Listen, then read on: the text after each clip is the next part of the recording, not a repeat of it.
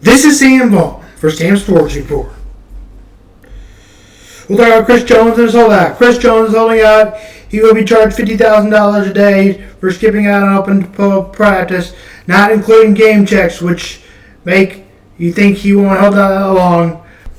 Some particular holdouts written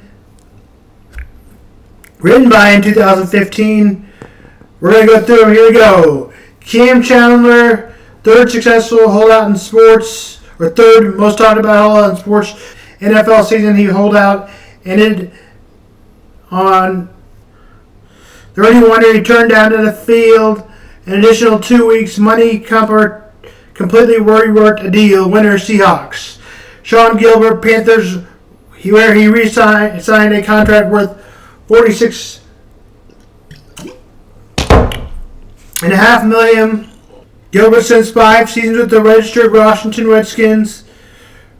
Remember when Chris Johnson held out number one fantasy football player in the draft? A former rusher had 2,000 yards going with Tennessee. No, I'm sorry, I don't remember this. But I remember him being a very good player. Chris Johnson in fantasy. Winner was Chris Johnson. After a motion of holding out 2007 NFL draft, a $68 million deal came to the quarterback Jamarcus Russell. Winner, money was out of the galaxy for reason. Winner, Jamarcus Russell, maybe one of the most failure picks in sports. Iridescent Hall of Famer was not filled with some smiles, and did you know he held out twice in his outstanding NFL tenure? Dickerson refused to suit up for the Los Angeles Rams, coming off a record-setting 2,105 yards. Rams caved and made a deal. First game of the year, 5 seasons later, Dickerson got out, and the time he was with the Indianapolis Colts once again, able to secure a nice sum of money. Winner, Eric Dickerson. Philip Rivers has firmly cemented himself into the back quarterback of San Diego Chargers history. He played 151 games, 7,545 yards, 257. Eventually, all to return to final for Philip Rivers. Winner, San Diego Chargers. Pay the man, Jerry. That was the case when it was Edmund Smith. 4 years, $13.6 million in NFL running back. That time, magic number brought Smith. Dallas gave another Super Bowl ring in his official. Winner, Edmund Smith. Darrelle Revis, second Jets. Improbable. When you remember holdout prior to the 2010 season, Revis stood ground in 35 demanding days for a brilliant. He held those feelings, inking a fresh 4-year, $446 million. Winner Revis. Bo Jackson was holding out and was his talents with the Kansas City Royals. A year later, Jackson, who would re-enter the NFL draft, got drafted by the Los Angeles Rams and would attend his service. Winner Bo Jackson.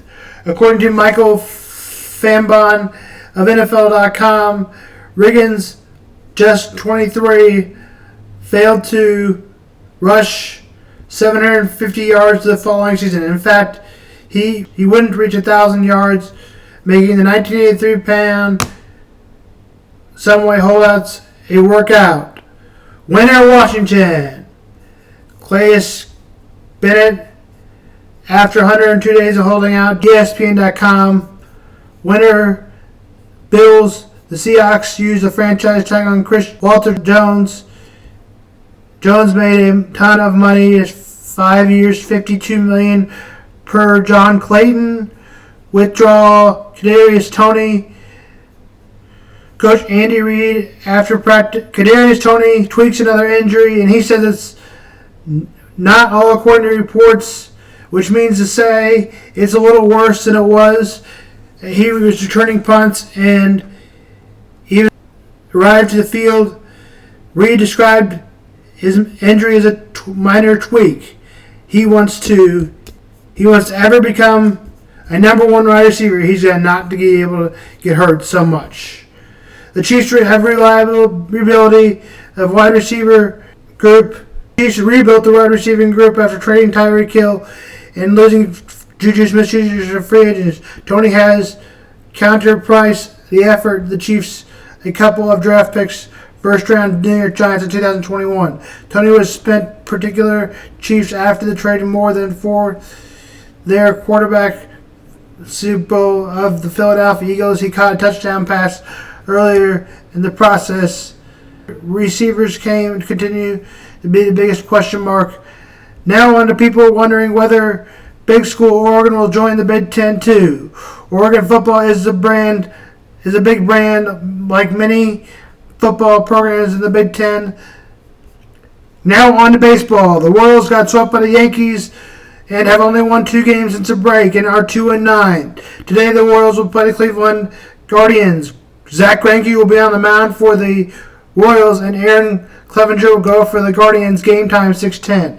The Cardinals will play the Diamondbacks after losing 3 of 4 to the Cubs. Adam Wainwright will be on the mound for the Cardinals. Game time is at 8:40 Central Time. This is Sam Vaughn.